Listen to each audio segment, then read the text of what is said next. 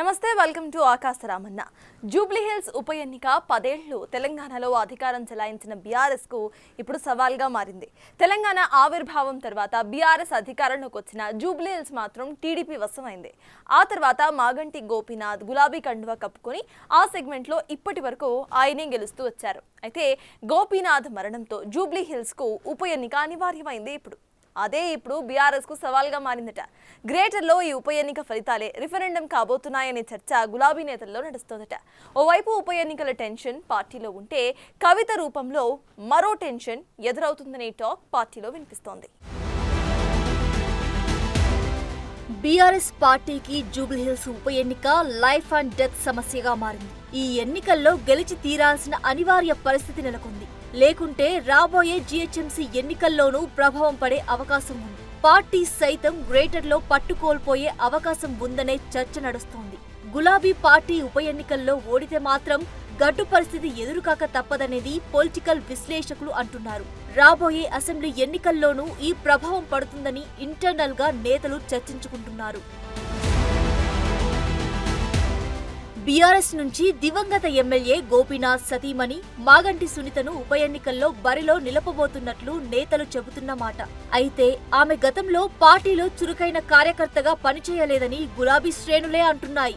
మాగంటి గోపీనాథ్ పై నియోజకవర్గాల్లో ఉన్న ఆదరణ తప్ప కొత్త అభ్యర్థి ఆశించిన స్థాయిలో ప్రభావం చూపడం కష్టం కావడంతో ఆ ప్రభావం పార్టీపై పడకుండా ఎలాగైనా జూబ్లీ హిల్స్ ఎన్నికల్లో విజయం సాధించేందుకు సర్వశక్తులు ఒడ్డేందుకు సిద్ధమైందట.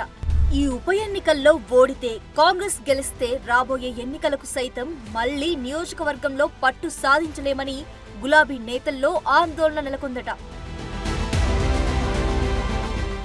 కంటోన్మెంట్ ఉప ఎన్నికల్లో బీఆర్ఎస్ ఓడిపోవడంతో పార్టీ కొంత ఢీలా పడిన పరిస్థితి.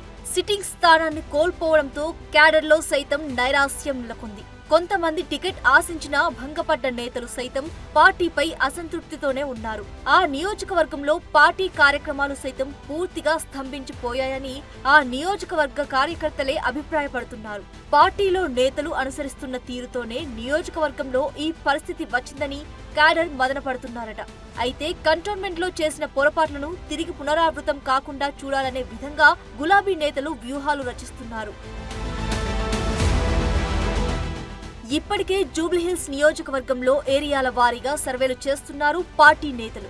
నియోజకవర్గంలోని పరిస్థితులు చూస్తుంటే పార్టీ ముఖ్య నేతలకు ఆందోళన కలుగుతుందట. సెగ్మెంట్ పరిధిలో చేస్తున్న సర్వేలో బయటకు వస్తున్న విషయాలతో నేతలు కొంత అసంతృప్తి చెందుతున్నారట. కొన్ని డివిజన్లలో నేతల మధ్య అంతర్గత పోరు కొంత టెన్షన్ కు గురి చేస్తోందట. ఏ రోజుకారోజు డివిజన్ల వారీగా సర్వే రిపోర్ట్ తెప్పించుకుంటూ నేతలను సమన్వయం చేసేలా అడుగులు వేస్తున్నారట బీఆర్ఎస్ అధినాయకత్వం. ఉప ఎన్నికల స్కెడ్యూల్ వచ్చేలోపు పార్టీ బలోపేతంపై దృష్టి పెట్టండి పార్టీ అధినేత కేసీఆర్ సూచించారట. జూబ్లీ హిల్స్ నియోజకవర్గంలో కమిటీలతో పాటు గడిచిన 10 ఏళ్ల కాలంలో నగర హైదరాబాద్ అభివృద్ధి గురించి విస్తృతంగా ప్రచారం చేయాలని, ప్రభుత్వ వైఫల్యాలను ఎత్తి చూపాలని నేతలకు కేసీఆర్ దిశానిర్దేశం చేస్తున్నారట. జూబ్లీ హిల్స్ ఉప ఎన్నిక ప్రధాన పార్టీలకు ప్రతిష్టాత్మకం ఒకెత్తైతే, ఎమ్మెల్సీ కవిత పాత్ర ఈ ఎన్నికల్లో ఎలా ఉండబోతుందనేది ఆసక్తి రేపుతోంది. ఈ ఉప ఎన్నికల్లో కవిత రూపంలో బీఆర్ఎస్ కు సవాలు ఎదురుకాబోతోందని చర్చ నడుస్తోందట. బీఆర్ఎస్ పార్టీకి రాజీనామా చేసిన తర్వాత కవిత రాజకీయంగా ఎలాంటి స్టెప్ తీసుకుంటారనేది హాట్ టాపిక్ గా మారింది. కవిత ఎవరికి మద్దతు ప్రకటిస్తారు, ఎవరిని గెలిపించాలని ప్రజలను కోరుతారనేది చర్చనీయాంశంగా ఉంది.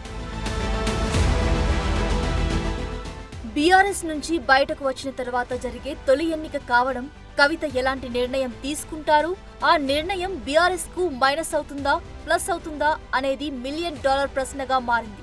ఇలాంటి తరుణంలోనే బీఆర్ఎస్ లో ఉన్న జూబ్లీ హిల్స్ మాజీ ఎమ్మెల్యే విష్ణువర్ధన్ రెడ్డి కవితను కలవడం కూడా హాట్ టాపిక్ గా మారింది.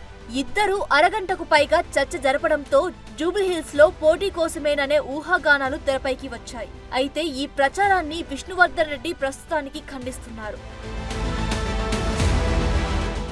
మొత్తంగా జూబ్లీ హిల్స్ ఉప ఎన్నికలో గెలిచి తిరిగి గ్రేటర్లోని గులాబీ క్యాడర్లో జోష్ నింపాలని అధిష్టానం భావిస్తుందట. అయితే పార్టీలో పరిస్థితులను చక్కదిద్దుకుంటూ ప్రత్యర్థి పార్టీల వ్యూహాలను తిప్పికొట్టడం, కవిత రూపంలో ఎదురయ్యే సవాళ్లను కూడా బీఆర్ఎస్ అధిగమించాల్సి ఉంటుందనే అభిప్రాయం వ్యక్తమవుతోంది. అయితే ఉప ఎన్నికల్లో బీఆర్ఎస్ వ్యూహాలు ఎంతవరకు పార్టీకి బూస్టప్ ఇస్తాయనేది చూడాలి.